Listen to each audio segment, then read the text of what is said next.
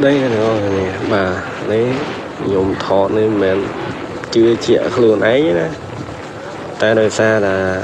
thì phiệt tam pháo nó mới sát mà đâu mới những đôi rô phiền sát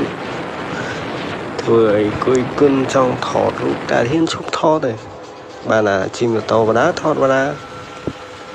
tại bên ấy mà giang này ta anh em đã camera này anh em này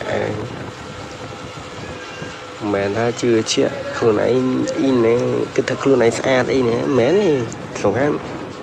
មើលខាងក្រោយវាទំនងតែខាងក្រោយមុខមនុស្សវាមិនស្អាតទេសំខាន់làពេលហ្នឹងខ្ញុំជិះយកកង់លម៉ោឲ្យពុកខ្ញុំនៅផ្ទះបងថ្លៃខ្ញុំហ្នឹងហើយមេឃរកភ្លៀងទៀតហើយដល់ពេលមេឃងឹតចឹងទៅមើលទៅមាន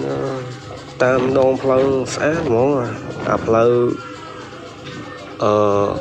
អង្គសិតចុះមកលិចហ្នឹងអាផ្លូវបុកមកវ៉ាន់ក្រងផ្លូវវាចាក់បេតុងទៅលងវាលវឹងខានទៅយូរជិះទៅឡើងលយហ្មងនិយាយឃើញផ្លូវគួរឲ្យចង់ឈប់ថតរូបហ្មងដែរខ្ញុំអត់ហ៊ានថតទេថាមុខស្អាតវិញbà chịu tàu đá thôi đá năng này bằng hòn rồi với tàu nóมีbản năng đây rồi còn bên này trên trong thọ để một ôn mơ tiếp nó là lời đòn phèo có con đây này bà lấy nhôm thọ nên mẹ chưa chịu luôn ấy đó ta đời xa là thì phiệt tam pháo nó mới sát mà đâu mới những đôi rô phiền sát vừa cuối cơn trong thọ lúc ta thiên xúc thọ này bà là chim to và đá thọ và đá tại bên ấy mà giang này ta anh em đã camera này anh em này mẹ ta chưa chiaខ្លួនឯងអ៊ីនេះគិតថាខ្លួនឯងស្អាតអីនេះមែនទេសំខាន់មើលខាងក្រោយវាទំនងតែខាងក្រោយមុខមនុស្សវាមិនស្អាតទេសំខាន់làពេលហ្នឹងខ្ញុំជិះយកកង់លម៉ោឲ្យពុកខ្ញុំនៅផ្ទះបងថ្លៃខ្ញុំហ្នឹង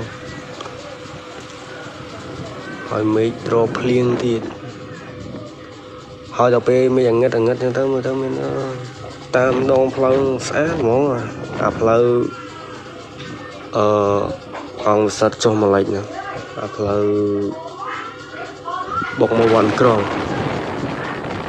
ផ្លូវវាចាក់បេតុងទៅលងវាលវឹង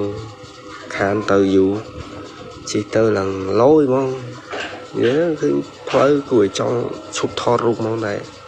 ខ្ញុំអត់ហ៊ានថតទេថាមុខស្អាតវិញbà chịu tàu đá thôi đá năng này bằng hòn rồi với tàu nóมีbản năng đây rồi còn bên này trên trong thọ để một ôn mơ tiếp nó là lời đòn phèo có con